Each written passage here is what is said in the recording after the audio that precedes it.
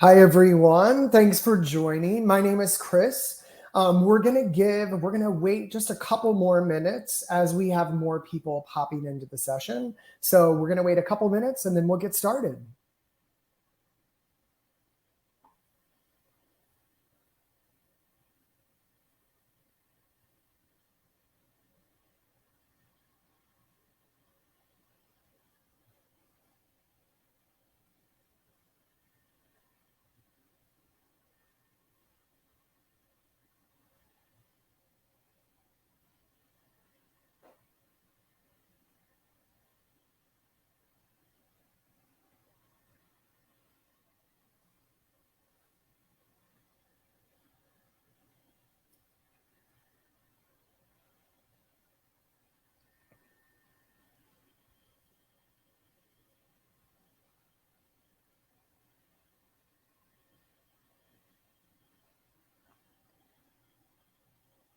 All right, let's go ahead and get started.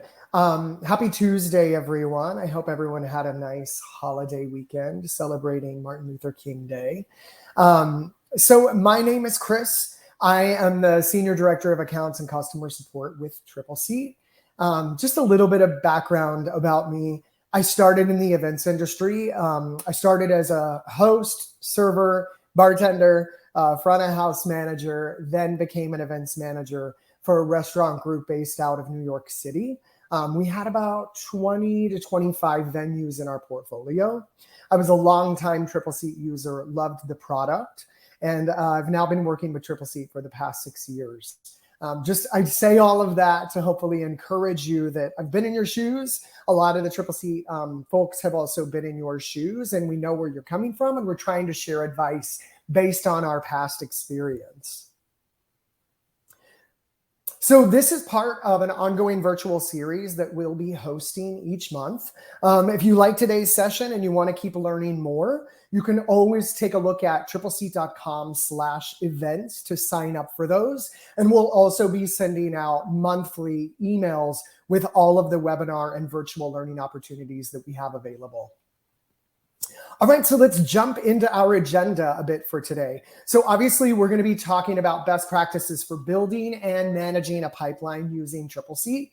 So the first thing that we'll jump into are just some general best practices: lead creation and conversion, the power of lost event data, so why actually you should convert leads to lost events, when to send proposals versus contracts. Then we're going to move directly into prospecting. So how to add your prospects to Triple C, how to log the outreach that you do to those people, build a journey using task and email templates. And then lastly, we'll move to reporting.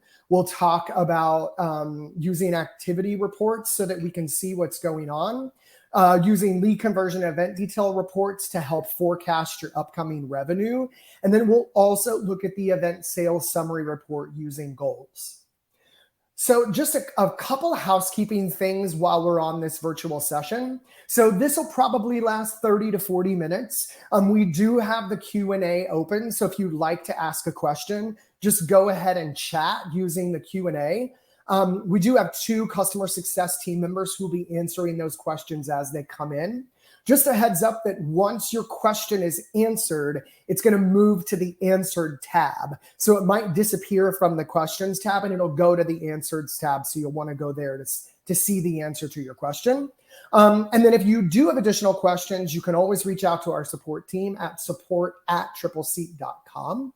And then after the webinar, we'll also be sharing a recording of today's webinar, along with some links to additional resources to help you continue your education. All right, so with all that being said, I'm going to turn off my camera to maximize our screen coverage, and then let's dive into Triple Seat.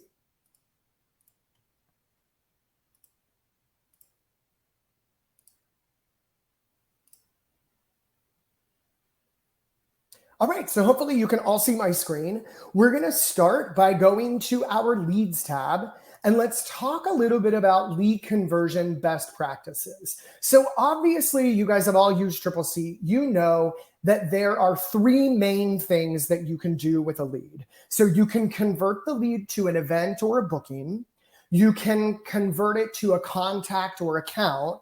And then the third option that you can do is to turn down the lead. So in order of importance from a triple seat perspective, we would recommend that you convert that to an event first. That's the most important thing.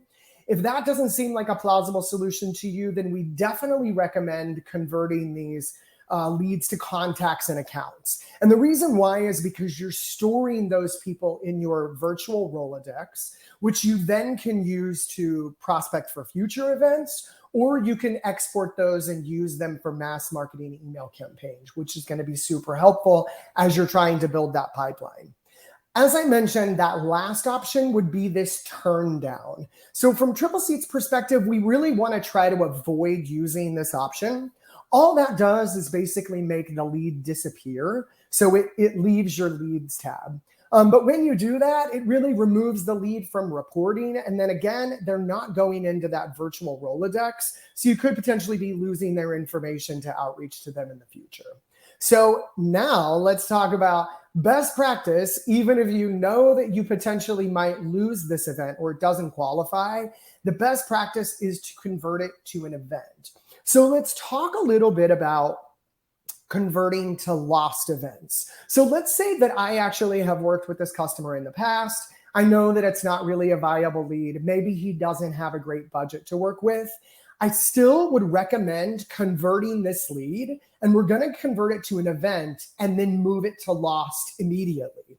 When we do this, in best practice would be to include some basic details, which are really going to help us in our reporting. So the first thing I would recommend is to include, if you could host this event, which was for 50 guests, which room would you put them in? So if I were to quote this person, I'm going to put them in the vintage room because that has capacity. And then I would also recommend selecting the type of event. So if this is a birthday party, I would click that off. And then the last and most important thing is I would recommend inputting a prospective dollar amount. So if I'm going to quote this customer who has 50 guests, the vintage room on the 26th, I would recommend inputting a prospective dollar amount for that event. So let's say that I know, hey, on that day, I'm going to have a $5,000 food and beverage minimum. I would recommend inputting that in either the F&B min field or the actual amount, one or the other. And again, I would recommend doing that even if you know this event is not going to move forward. The reason why is we're going to be able to gather a lot more information about the events that don't move forward. So let's go ahead and move this again in this example. I know that it's not going to move forward. Let's move it to lost. And then the other main reason that we would prefer to convert to an event is that you then can select from your lost reason dropdowns. And these are always going to be standardized across your triple C. Whereas if you simply choose to turn down the lead, it's an open text field and you may not be using the same naming convention. So this is a better way to get cleaner reporting. So let's say I want to choose budget, and then I can say, you know, the guest's budget was only $4K, short of the $1K. So in this scenario, I would move it to lost, create it, it's automatically done. So again, let's talk a little bit about the power of lost event data. So let's say that your boss comes to you and he or she says, hey, the private dining room seems to be sitting open most Mondays and Tuesdays. What's going on? So probably from our experience, we know, oh yeah, like Mondays and Tuesdays, they keep coming back. They say that the room rates are too high. Maybe you're getting feedback that the private dining room might need an upgrade, like it needs a little facelift. Maybe it's looking a little dated. If you can input those things as your lost reasons, and you're moving every single event that doesn't book along with that lost reason, we then can run a report. I can very easily run a lost event report, including the lost reason, and I can then present that to my boss to say, hey, here's the data to show we lost $20,000 this month alone, simply because we had some guests saying that the room could use an upgrade. I've actually done this in the past, and it helped me get the budget to then go ahead and get that room upgraded. Because if they're like, oh, I can clearly give you $7,000, let's upgrade the room. And if I now would have made 13, that would be great. So it's a great option to show you the power of lost event data. So now let's talk about if this event is going to move forward. How would we do that? And then how would we start to manage that pipeline? So the first thing that I want to talk about are using Triple Seat's built-in statuses and what those mean to us. So in Triple Seat's world, a prospect event would be one, it's almost like it's a cold event or a cold lead. We've begun our conversation with this customer, with this guest, and we're not really sure of their likelihood to book yet.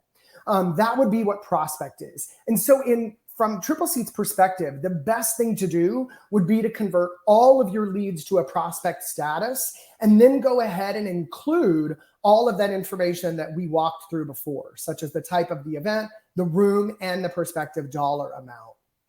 Another thing while we're on this prospect status that I love to point out is, when should you send a proposal versus just sending the customer some general verbiage? So I know from a lot of my experience, normally what we're doing is when we get an inquiry or an RFP, we're typically just letting the customer know, hey, I think the vintage room would be a great fit for your guest size. I've included some room photos, and there would be a 5,000 food and beverage spending minimum plus taxes and fees. I've attached some sample menus. So all of that is great. However, from Triple Seat's experience, we've done some panels, we've done some surveys, and what we have actually learned is that any events that are exceeding $5,000 in value, or if you're working with corporate event planners, they actually prefer to receive a proposal right away. So this could be a really great way for you to close business quicker, is when you're dealing with an event that exceeds $5,000, or if you know it's a corporate planner, just go ahead and quickly create a proposal in Triple Seat, showing them, hey, maybe you're just going to show them that $5,000 minimum. You're going to attach the menu. Maybe it's $125 per person and the $50 per head. And so then what they're able to see is, although in that email you told them plus taxes and fees, they can actually see what the event is going to cost all in once they see the proposal. So just maybe a piece of advice you want to use, see if you tend to see business book quicker if you do include a proposal. Okay, so moving on to our tentative status. In Triple Seat world, tentative status means that the customer has officially requested a contract. So, maybe you've initially sent that proposal or you've had that initial conversation with them.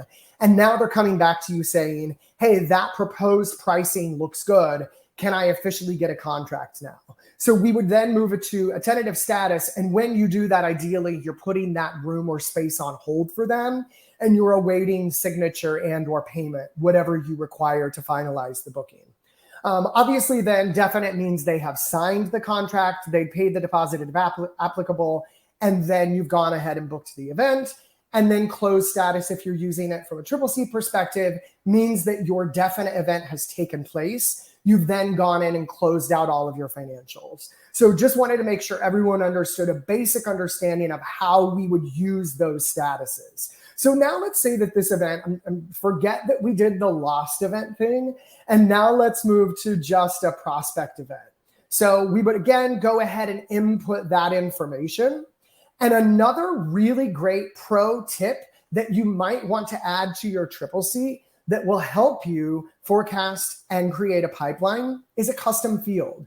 So I have created a custom field called likelihood to close and notes. So what this does is it presents your event managers a place for them to put in notes. So for example, if we have moved this event to a tentative status, meaning we are sending them a contract, this is a way for me to communicate where we're at in that booking process. So I might say 50% likely to book, spoke with Brad on X date, 120. And you're going to see in a minute when we go to our reporting section, you're going to see how this can be useful. Some other customers also might simply use the percentage. So maybe they're going to create a field that just says likelihood to close, and it's just a percentage they can input, and they can then use that in their reporting. So I'll show you how to create those custom fields. And then again, we're going to show you how those work with reporting in just a minute. So let's go ahead and click save on that. We have our standard information. And now let's talk about how you can use tasks to continue to build this pipeline. So I would definitely recommend having automatic tasks created inside your Triple-C that are triggered by status changes. So what I would do is, as your event status changes from prospect to tentative, I would recommend including an auto task to reach out, to follow up, to book. So what might happen is, let's say that when it changes to tentative, that likely means when we've sent a contract. A lot of times from my experience, we forget to follow up with them. And what we really want to know is, hey, are they going to book? And if they're not, I need to get that off of my calendar so that I then can potentially rebook another event that might be coming in. So you can obviously add auto tasks in settings, auto tasks. And here, for example, let's create one for that tentative status. So I would do new automatic task. We'll say follow up tentative. I'm going to select my location. My trigger will be event status change to tentative. And then I might say 2 days after that trigger action. So what that will mean is 2 days after the status changes to tentative, it will remind me to follow up. So I'm now going to choose task type follow up, include this in my task body to follow up. And then you'll automatically receive that. A newer feature that was released last year that can also be very helpful is the ability to create automatic tasks based on event types or event styles. So this allows you to customize your workflow a bit more for these automated touches. So one example might be, maybe you only want to follow up on a tentative event when it's a rehearsal dinner or a wedding ceremony. Or maybe your outreach changes when it's those types of events. So maybe when it's a rehearsal dinner or a wedding ceremony, I actually want to follow up 1 day after. So you can create different automatic tasks for different follow-ups based on your type of events to just give you a more customized workflow. Another thing that I would love to tease to you that's going to be coming this year in 2023 is the ability to have automatic email messages associated with these tasks, which I think for a lot of customers is going to be a really big win. So what'll happen is in Triple-C, it will automatically prompt you when you would receive that task notification. You can tie it to an email such as like, hi customer, just wanted to follow up on the contract I sent 2 days ago. And then that way it just allows you a lot more flexibility and hopefully makes you a bit more efficient by not having to go in and manually select that email template. It'll automatically be prompted for you. So something really cool to look forward to. In addition, obviously, in addition to those automatic tasks, as you're working with this customer, you then can go in and include manual tasks as well. So let's say that I did receive an auto task to follow up 2 days after the contract. I did, and the client said to me, hey, I need an additional 5 days to connect with my boss. We're seeing what's happening. You then could go in and manually add another task to follow up. Maybe say again, follow up on booking for 5 days later. You could mark that as a high priority and then, change it to your 5 days. Great. So now that we've gone through the best practices for your leads coming in and managing that pipeline for existing leads, let's now talk about what happens when you're cold calling or prospecting and how to build a pipeline around those. So in this scenario, we're going to go to our contacts tab. And let's say that I attended a networking event last night. I got 5 business cards for people who were potentially interested in hosting an event with my venue in the coming year. So the very first thing that you'd want to do is come into your Triple-C, go to your contacts tab, and you'd want to create a new contact. So all you're doing is just inputting the contact's information. A really great pro tip that you might want to add is custom fields. So here's another great example, just like we had that one on the event for the likelihood to close with notes. Here's another great example. If you're inputting contacts from a prospect list, this would be a great way to build a custom field to denote where this prospect came from. So here you'll see I have a custom field for membership data, like a loyalty rewards member. What you could have is a custom field here for type of prospecting outreach, and you could have a drop-down field where you could input where that customer came from.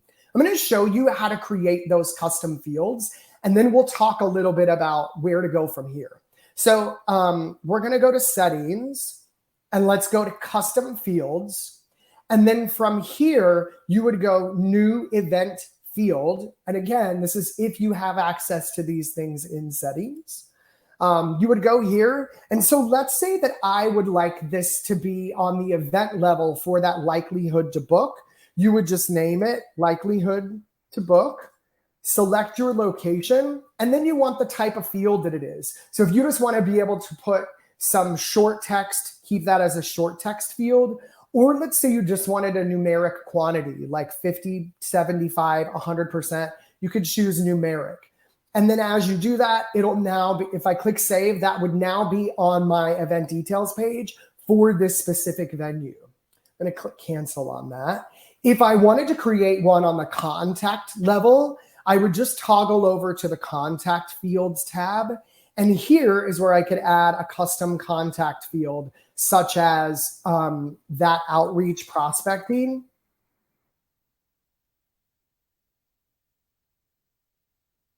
And let's say that I want to do a drop down. So I can say drop downs, and here's where I can input those options like networking event, cold call list, etc.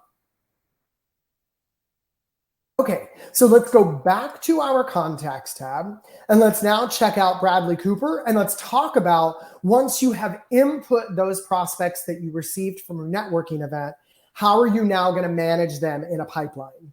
So ideally what you want to do, you're going to manage all of this through tasks. So if I go to this contacts detail page, first of all, I would be able to see, has this contact hosted any events with us before? If you're brand new and you just met them at a networking event, there are likely not going to be any events here. They're brand new. So what we would do is we would go to our tasks tab, and I would recommend adding a task. So let's say that today I'm going to send this person a cold email, prospecting email, just sharing with them my venues deck along with some general pricing. So I would do that in my regular email, and then I would go to this task tab and I would say add task. Now what I'm really doing is adding a completed task because I just did that. It's more like you're adding an activity log. So you're logging that you did this thing. So, on today's date, I would probably call this cold call outreach or prospecting. You can customize these task types. I'll show you how to do that in just a bit when we're done with this initial section. So, and then in here, you'd add your notes, like sent email to Bradley about general venue information or anything else you'd want to add. You'd go ahead and show that as completed and click save. Then what you'd likely want to do is add another task for your follow-up. So on this contact page, if I go to completed, I can see that I did log a note last week on the 10th. I called him about a private dining room event and sent him our deck and some additional information. And then if I go to my open tasks page, I can see that I have a task on there in February 6th to follow up on that, booking that event. And you can see that I also marked it high priority. So there's one way that you can manage that. Another great thing that I'd love to tease for you is in 2023, it is also on the roadmap. It's actually coming in the near future that you'll be able to have discussions with contacts. So here on your contact page, there will be a discussion tab, and you will be able to communicate with a contact using your CCC email discussions without them needing to have an event inside CCC.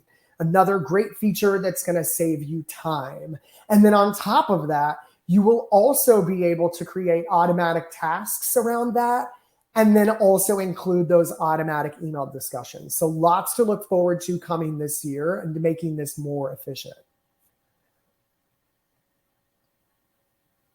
Great. So the next and last thing that I want to talk about prospecting before we move on to reporting and showing you the fruits of doing all of the things that we've gone over so far would be showing you how to customize those drop downs. So all of those custom options that you see inside Triple Seat, like your task types, your event types, your lost reasons, if you have access, those will be found in settings, preferences, drop downs. So you need to be a customer admin of your Triple Seat account in order to have access to these things.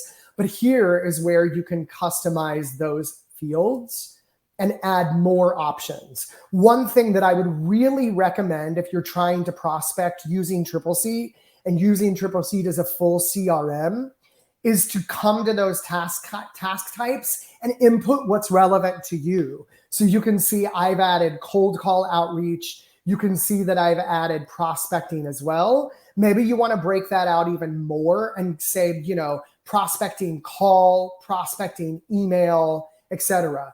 And that's really going to help you in your reporting so that you can better identify what you have on deck versus what you've completed. All right, so we are now ready to jump into reports and talking about everything that we've done so far and how we're going to be able to use all of this data to basically manage our pipeline and also forecast. So the first thing that I'd love to show you is based on those tasks. So as we're adding those tasks and activities to our events and our prospects, on your reports tab, we're going to scroll all the way to the bottom. So I'm going to scroll quickly and we're going to run a task report. So I've saved 2 reports. I'm going to show you how you can create these, but I have one that's called completed tasks month to date. And the other one is called upcoming tasks for prospecting. So let's look at our completed tasks first. So what we've done is we've customized this task report to basically just say, show me every task that has been completed so far this month. We also could then filter this a bit more. If I know that I'm only working on prospecting stuff, I could potentially filter for only cold call outreach and prospecting. That way I'm not seeing all of my other Triple Seat tasks that are coming in, such as final menu selection, etc. So that might be one thing you want to do. Another thing that might be really helpful if you're managing a team is you might want to group this by owner. That's a great way, by creator or assignee. That's a great way for you to be able to see what each of your team members are doing. So you can see I filtered this by cold call and I can now see I made 1 call today. And we can see some information about this event. Another great thing that I've included is more notes in the description of that event. So as I was creating that event, I'm going to open this up really quickly so you can see. On this event, on the additional information tab, I also included some notes here that said called Brad about XYZ and I'm following up. That's a great way that you can also include that in your task report, which can be really helpful. All right, so the next one that I want to show you, that's our completed tasks. Again, we're going to go back to that reports tab. I'm going to scroll all the way down and I'm going to go to my upcoming tasks. So this is a great way for you to see what you have on deck. What are the tasks that are still outstanding that you need to complete? So this is why you're seeing what's coming up. So again, I can customize this report in the exact same way if I only want to see stuff related to calling, cold call, follow-up, etc. So now I can see what's going on and what do I need to complete.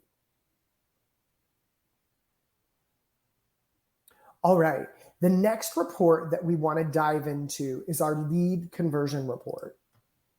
So I think this is a report that's highly underutilized and can be really helpful to build your forecast. So on the reports tab, we're going to scroll down to lead conversion. So it's here. I have one pre-made for January. Let's go ahead and take a look at that. I've customized this a bit. I'm going to show you what I did to customize this.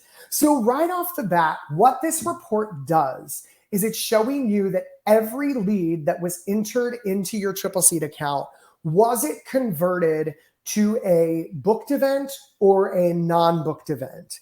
And then you're going to enter a date range for that. And then you'll be able to see your overall conversion rate for all of the leads you received. Something that's really important here is making sure, especially if you have multiple venues or you have multiple event managers, that you're basically all following the same process, or this lead won't be super useful. So the big thing there is making sure that everybody's putting in all of their leads and everyone is following that same process. Does every lead get converted into an event? Or are some people turning leads down? Because that will affect this conversion rate. So as you're looking at this report, and we're looking like row by row, I don't necessarily think that each row of data is super useful. What we're really looking for overall is a 30,000 foot view of this percent converted to definite.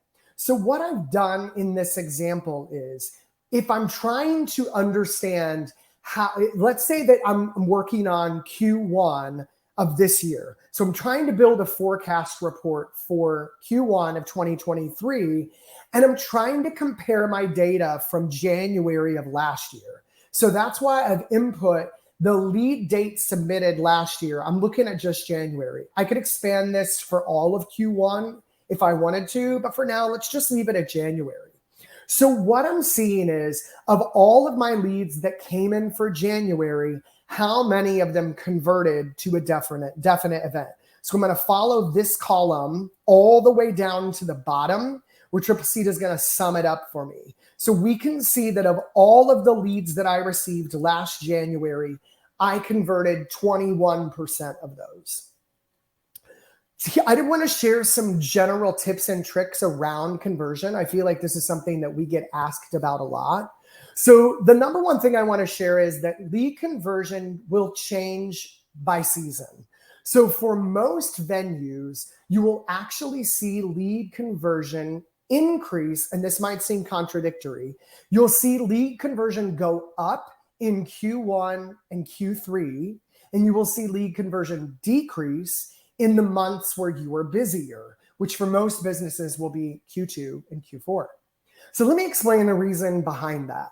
So for most businesses, they see an uptick in the number of leads they receive in Q2 and Q4. And for a lot of people, that is around the fact that those are high social event seasons.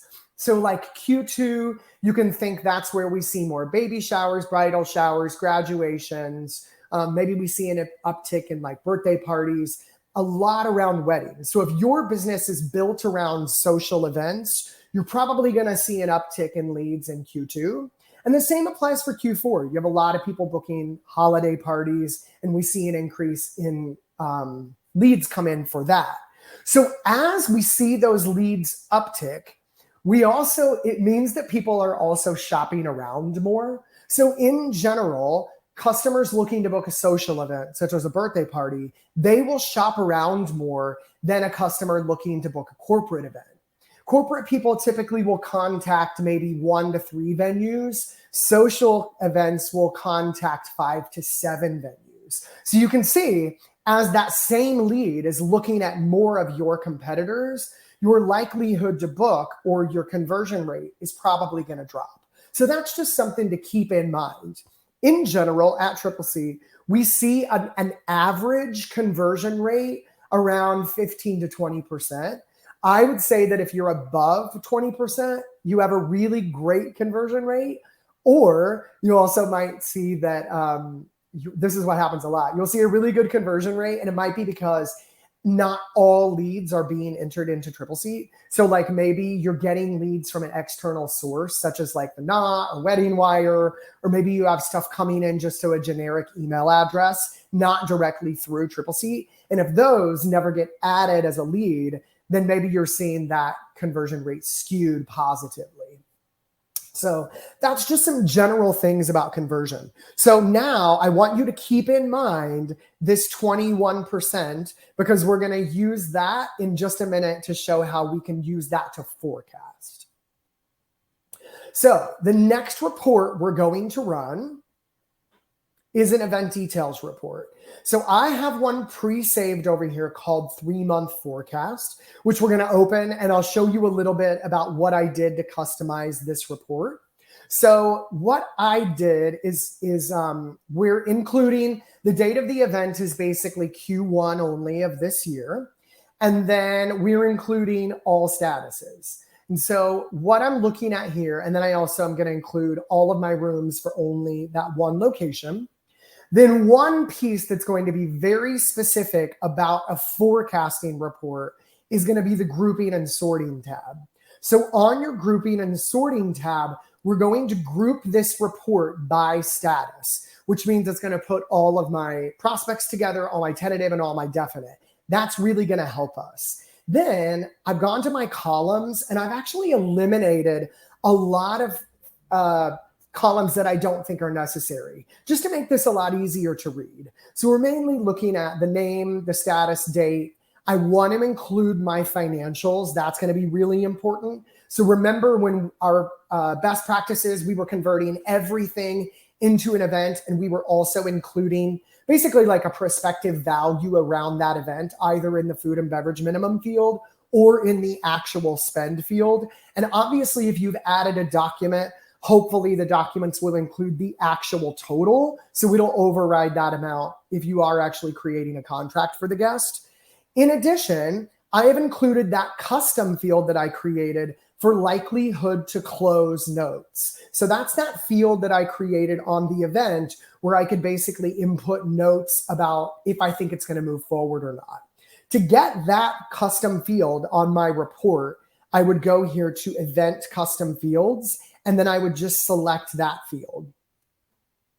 Great, so now let's take a look at this report and let's talk about how to read it and what it means. So the first thing that we would do if we're trying to forecast is we're looking at all of our definite events, and I want to look at either the F&B or the actual, whichever one is higher. So since we have this report grouped, I can see that I have $37,000 in definite booked events for Q1 so far of this year. So I already know I'm counting on that 37,000 at a minimum. So the next thing that I can do is I'm going to move down to my tentative events, and let's look at our totals here. So as I'm putting in actual amounts and or food and beverage minimums, whichever one works better for you, I can see, okay, tentatively, I have about $32,000 in Q1 in tentative events. Additionally, these are my notes that I input about like what's the likelihood that I think that those are going to book. I can use these notes if I want to basically finagle this number and start to create a real forecast. So for example, if I had notes on each of these, I might decide I'm only going to include the total if it's a 50% more likelihood to book. So then what I would do is just add, okay, I want, this one's 3,600, that's 28. So I have about $10,000 that I think is going to book in tentative events. Or what you might do, and to be honest, I think this is probably my recommendation, just use generally across the board. From your perspective, how often is it that when you turn an event to tentative and once you send a contract, how likely is it the customers actually move forward and book with you?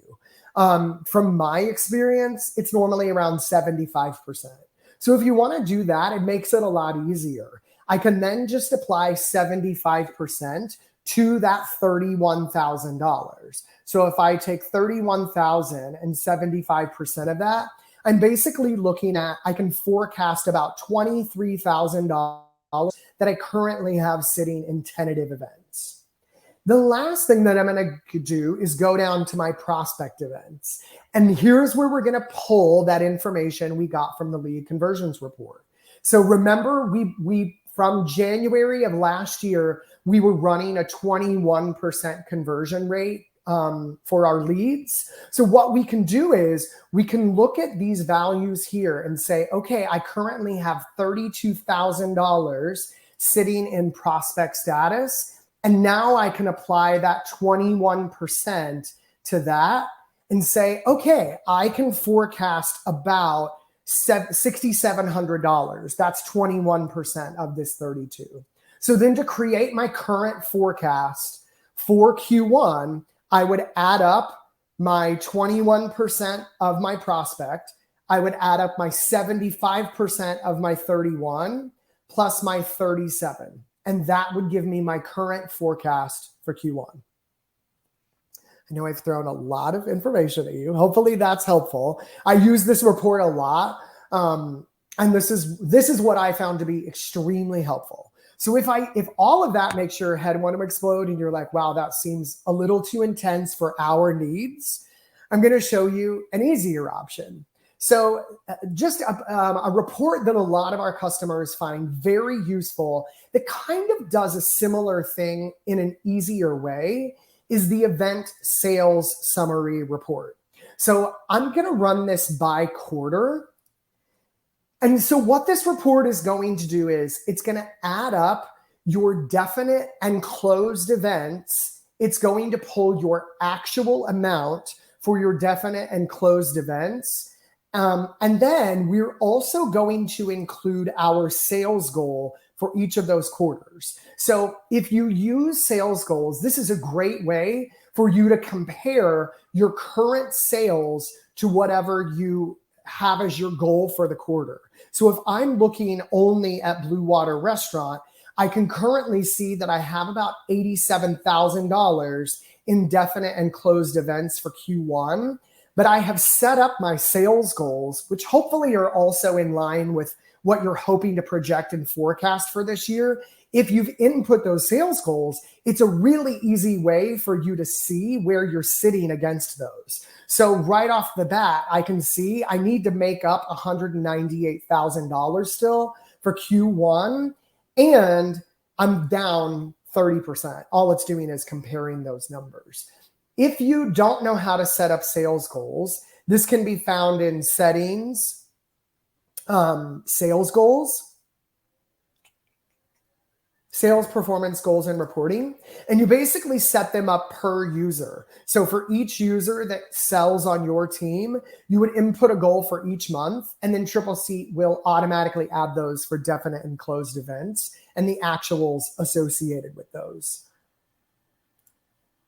All right. In addition, if I go back to that event sales summary report, another really great option is that you have the ability to group this by owner instead. So if you're managing a team of people and you're trying to manage their specific goals and sales, this is a great way to look at where they're currently sitting against their sales goal to try to meet that overall goal for the quarter.